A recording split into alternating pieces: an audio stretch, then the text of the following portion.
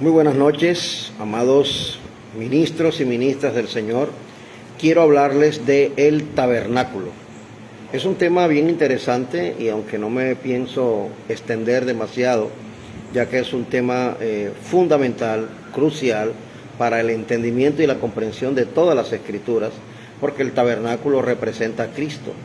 El tabernáculo primeramente fue el mueble que desde el cielo Dios le trajo el diseño a su siervo Moisés para que representara la habitación de Dios. De hecho, la palabra tabernáculo significa eso, significa morada o habitación. Y ciertamente la primera manifestación de la morada de Dios fue el tabernáculo, pero igual él después se extendió, digamos así, tuvo un crecimiento y luego ese tabernáculo se convirtió en el templo. El tabernáculo se dividía en tres: en el atrio, la parte exterior, el lugar santo, que era la segunda parte, y por último la parte más escondida, el lugar santísimo. Qué interesante, hermanos amados, el versículo que voy a leer. Usted dirá que quizás no tenga nada que ver con el tabernáculo, pero no es así. Hoy quiero compartir contigo una palabra bien interesante en Juan capítulo 14, versículo 6, un versículo archiconocido, pero que tiene mucho que ver con el tabernáculo. Dice así: Jesús le dijo: yo soy el camino y la verdad y la vida, y nadie viene al Padre sino por mí. Este es un versículo muy interesante. Yo soy el camino, la verdad y la vida. Nadie viene al Padre si no es por mí. Cuando Jesús le dijo esto a sus discípulos, a Juan lo impresionó, y es el único que escribe este versículo de los 4 evangelios. Sabemos que hay 3 evangelios sinópticos. La palabra sinóptico significa biográfico, pero el evangelio de Juan no es un evangelio sinóptico. El evangelio de Juan es un evangelio bien interesante, es un evangelio donde habla de otras cosas, pero que casi no utiliza la biografía. Así que cuando el Señor dice: yo soy el camino y la verdad y la vida, el Señor está hablando de algo bien interesante. Parece ser que no solamente el Señor le dijo esto en el cenáculo, el día de la cena, un día antes de la pasión y su muerte, sino que parece ser que el Señor ya había pronunciado estas palabras en otras latitudes, en otros lugares. Y muchas veces los fariseos, los sacerdotes, habían escuchado esto: yo soy el camino, la verdad y la vida. Esto ya lo habían escuchado, pero esto retiñó, esto reventó el oído de los fariseos y de los enemigos de Jesús. ¿Por qué? Bueno, interesante, porque resulta de que el atrio es la parte exterior, y ellos estaban acostumbrados a explicar que el atrio era el camino para introducirse en el tabernáculo y para al final llegar al Padre. El lugar santo tiene 3 elementos allí y representa la verdad. Y el lugar santísimo, en donde está el arca del testimonio, representaba para ellos la vida. Así que cuando Cristo dice: yo soy el camino, yo soy la verdad y yo soy la vida, realmente Jesucristo está diciendo: yo soy el tabernáculo, yo soy el templo. Y esto para ellos fue algo terrible, para ellos era una blasfemia, para ellos era algo que a ellos no les gustaba recibirlo. Ahora, el atrio, hermano, es el lugar donde normalmente se operaban los sacrificios de las ovejas, de los bueyes, y el pueblo tenía acceso a él. Todo el pueblo tenía acceso al atrio para poder presentar sus ofrendas. Allí encontramos el primer mueble, que es el altar de bronce. Esto es algo bien interesante porque esto simboliza el juicio de Dios. El altar de bronce era un lugar donde se colocaban las ofrendas, los bueyes, las ovejas, todo lo que se iba a sacrificar allí. Así que esto representa el juicio de Dios, y el juicio de Dios que caía sobre el animal. Lo primero que hacía la persona era colocarle la mano en la cabeza a la oveja o al buey o al cabrito, a la ofrenda sacrificial. Entonces, este asunto de colocarle la mano en la cabeza, esto es lo que se conoce como la identificación. Demostraba o denotaba que esa oveja, ese animalito soy yo, y que iba a morir en mi lugar. Era lo primero que hacía la persona.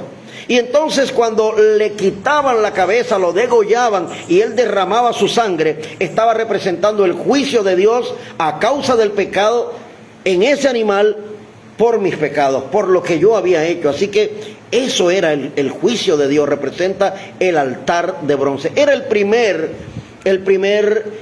mueble, por decirlo así, que se atravesaba en el tabernáculo, en la parte exterior, en el atrio, y ahí tenía acceso cualquier persona. Luego había un segundo mueble que era la fuente de bronce, el lavacro de bronce. Era una pileta de agua, y curiosamente este lavacro de bronce me llama la atención realmente esto, y esto me encanta realmente y golpea mi corazón, porque esto es interesante. Era fabricado de los espejos de las mujeres. Los espejos eran de bronce.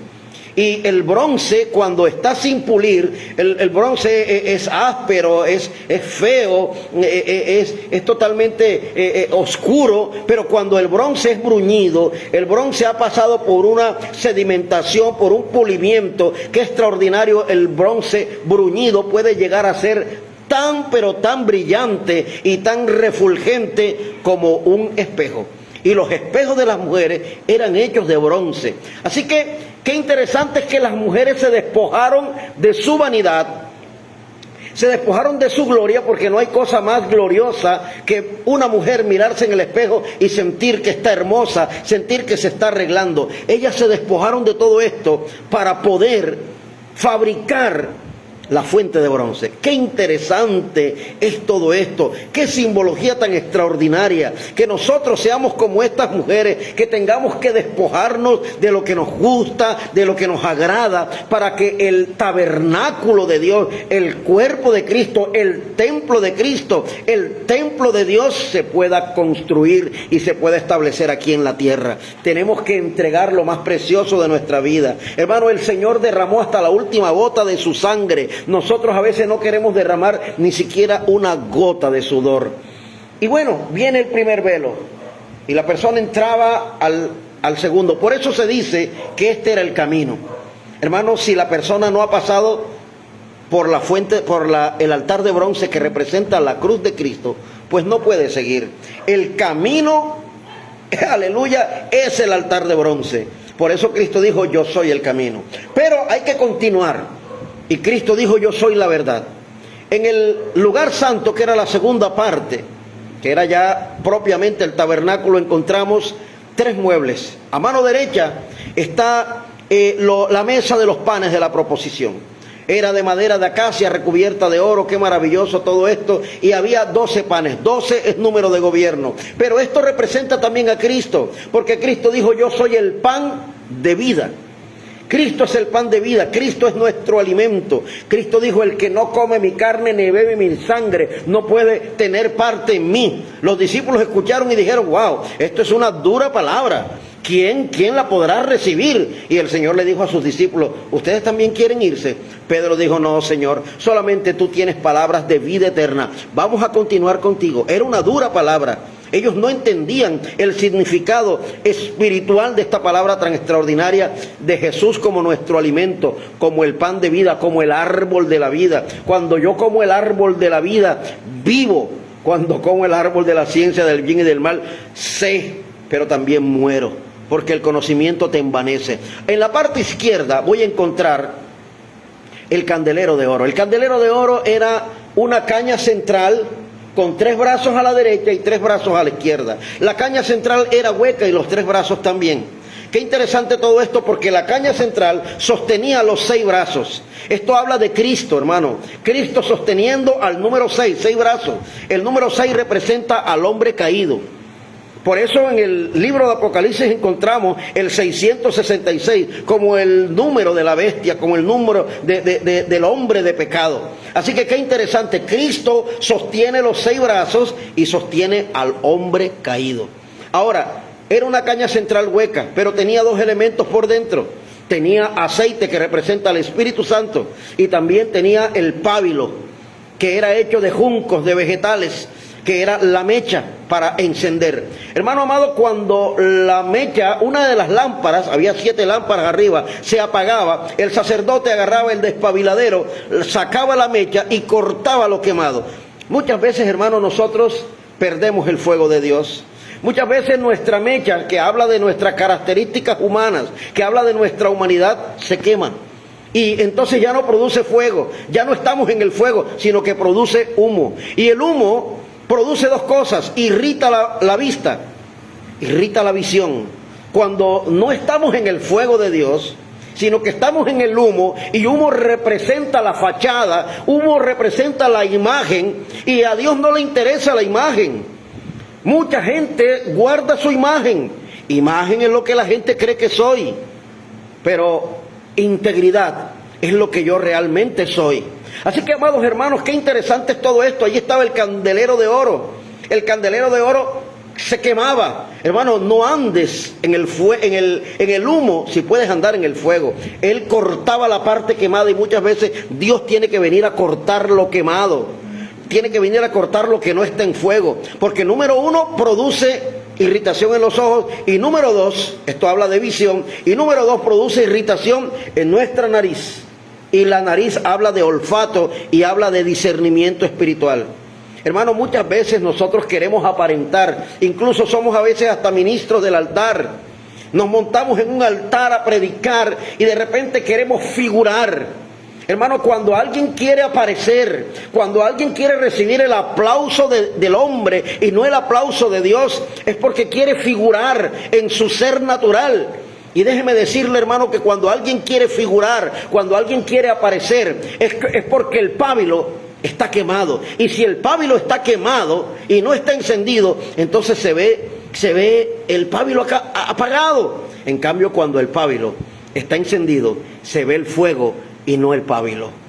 No permitas que tu ser natural, que tu ego, que tu yo se exalte desmedidamente de tal manera que el pábilo aparezca. No, hermano, allí no puede aparecer el pábilo, allí tiene que aparecer el fuego. Esto representa el candelero de oro. El candelero de oro, así como la mesa de los panes representa a Jesús como el pan de vida, el candelero de oro representa a Jesús como la luz del mundo. Y luego estamos allá y nos encontramos con un tercer mueble, que también era de oro, también de madera de acacia, que era el altar del incienso. Y escúchame bien, porque esto es bien interesante. La gente relaciona el incienso con las oraciones según el Apocalipsis capítulo 5. Sin embargo, hermano amado, déjeme decirle que el incensario es lo que es el incienso. El incensario era una copa de oro donde se echaba el incienso, se tomaba el fuego del altar de bronce, se echaba allí el carbones encendidos para que el incienso desprendiera ese aroma maravilloso que el Padre lo recibía como olor grato. Pero, repito, el incensario representa las oraciones, y el incienso, según el libro de Éxodo, donde vemos la composición, que lo daré en otro mensaje, esa composición maravillosa que representa a Cristo, el incienso es Cristo. Si mi incensario, mi copa de oro, es la oración, y yo le he hecho incienso a mi oración, incienso es Cristo, yo necesito echarle Cristo a mi oración para que la oración verdaderamente llegue al Padre. Hermano, hay oraciones que no llevan incienso, hay oraciones que salen de mi alma, de mi ser natural, de mi hombre caído,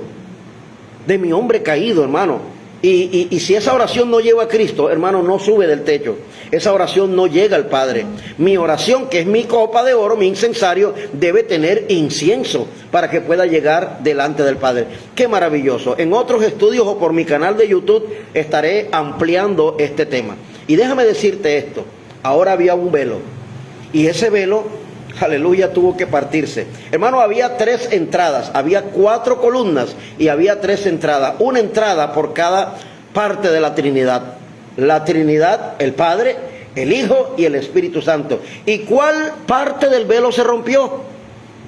Pues se rompió la del medio, porque el Hijo fue el que fue partido. La Biblia dice que el velo se rasgó de dos en dos y ahora ellos tenían acceso. Nunca, ni siquiera los sacerdotes habían podido mirar lo que había dentro del lugar santísimo. Solamente una vez al año el sumo sacerdote se metía por debajo del velo, ¿verdad? Y entonces amarrado a una piola, a una cuerda, y si de repente no sonaba la campanita, ellos entendieron, oye, el sacerdote estaba mal con Dios, así que fue muerto. Así que la campanita tenía que estar sonando a cada rato, se metía por la parte de abajo. Pero ahora ya ellos tenían acceso, ¿por qué? Porque el velo se había rasgado. Hermano, este velo habla de Cristo. ¿Y qué encontramos? Había solamente un mueble. Este mueble era el arca del pacto. Esta arca del pacto, hermano, representa la presencia de Dios en nuestras vidas. Dentro del arca habían tres elementos. Número uno, las tablas de la ley.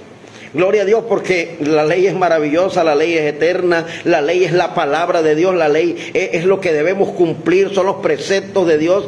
También encontramos la vara de Aarón que reverdeció. Recuerden que era una vara de almendra, pero era la vara que usó Aarón durante todo el desierto, durante toda la peregrinación. Era una vara vieja, una vara usada, una vara que ya estaba totalmente muerta. Algún día estuvo amarrada de un árbol, pero ya estaba totalmente seca. Y entonces, tras la rebelión de Coré, Datán y Abirán, y esto lo explicaremos en otros videos, entonces Dios dijo, bueno, vengan acá y coloque cada uno enfrente del tabernáculo la vara. Y pasó un milagro. La vara de Aarón reverdeció. Hermano, una vara seca, una vara que no había, pero oportunidad. Pero esto habla de la vida de resurrección. Y no solamente la vara reverdeció, sino que la vara también, aleluya, dio fruto, dio una almendra. Qué maravilloso. Recuerden que la almendra era la primera fruta que maduraba. Gloria a Dios. Esto habla de la vida de resurrección, una vida resucitada. Debemos tener, hermano, una cosa es estar vivo y otra cosa es estar resucitado. Yo quiero vivir una vida en resurrección, es una vida elevada. Es más arriba que estar vivo. Gloria a Dios. Entonces aquí encontramos esos tres elementos. Y había una tapa, que era la tapa del propiciatorio, que era de oro puro. Y habían unos querubines que se estaban tocando con las alas, mirando fijamente la tapa. Esto habla, amado hermano, gloria a Dios, habla de que los querubines siempre hablan de la gloria de Dios. Los querubines, donde tú veas querubines, habla de la gloria de Dios. Por eso en el huerto del Edén, cuando el hombre peca, dice que vio querubines con una espada encendida en fuego. Porque el hombre pecó contra los tres atributos de la Trinidad de Dios. Pecó contra la gloria. Por eso los querubines fueron colocados a la entrada del huerto. ¿Pero qué tenían los querubines? Los querubines tenían una espada. Y la espada siempre habla de la justicia. ¿Y la espada de qué era? La espada era de fuego. Y el fuego siempre habla de la santidad. Por eso cuando Moisés está frente a la zarza, dice que era una zarza ardiendo ¿en qué? En fuego. Y por eso Dios le dijo, quita el calzado de tus pies, porque el lugar que estás pisando es santo. El fuego siempre está relacionado con la santidad. Algunos exégetas y eruditos dicen que Dios le mandó a quitar las sandalias, porque las sandalias que Moisés tenía en ese momento todavía eran las sandalias de Egipto, y esas sandalias del palacio de Faraón tenían imágenes paganas. Por eso Dios le dijo, quita eso, aborrece eso, apártate de las cosas paganas, apártate de lo que no es santo, apártate de lo profano. Qué interesante, Dios nos pide todo esto. Esto representa el arca del pacto. Habla de un pacto. Y termino con esto, amable público que me está viendo, y saludo a Carlos en Aruba, saludo a Luis Pico que está viendo desde Ambatos. También quiero saludar a la salmista Olguita Luna. Te bendigo, sierva de Dios, ministra del Señor. Bendigo el día en que te pude conocer personalmente. Tremendo talento tienes y prepárate porque viene más. Pero termino con esto, amados hermanos. En el atrio había mucho ruido, mucha algarabía, ovejas gritando, los sacerdotes también gritándose entre unos a otros, levantando la voz, porque los bramidos de las vacas, de las ovejas, pues no dejaban escuchar las órdenes que daba el sacerdote. Había mucho ruido, estaban matando, sacrificando. Pero tú entrabas a la segunda, había la luz natural. Entrabas al lugar santo y en el lugar santo había una luz artificial, que era la luz del candelero. Y había ruido, pero no tanto como en el atrio. Pero en el lugar santísimo no había ninguna luz. Y tampoco había ruido, porque allí lo único que hacía el sacerdote era contemplar la majestuosidad. ¿Y sabes cuál era la luz? La luz era la gloria shekinah de Jehová. Amados hermanos, cuando Cristo dijo, yo soy el camino, la verdad y la vida, Cristo se refería a esto. El camino habla del atrio, ya lo expliqué anteriormente. La verdad habla del lugar santo y la vida habla del lugar santísimo.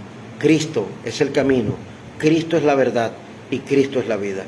Cristo es el cumplimiento de todas las cosas que están en el Antiguo Testamento. Desde la hermosa ciudad de Guayaquil habló para ustedes su amigo el apóstol José Luis Alemán, para toda la audiencia que me está escuchando. También te animo a que te suscribas a mi canal, donde vas a ver interesantes temas de mucha profundidad bíblica. Un abrazo y mil bendiciones.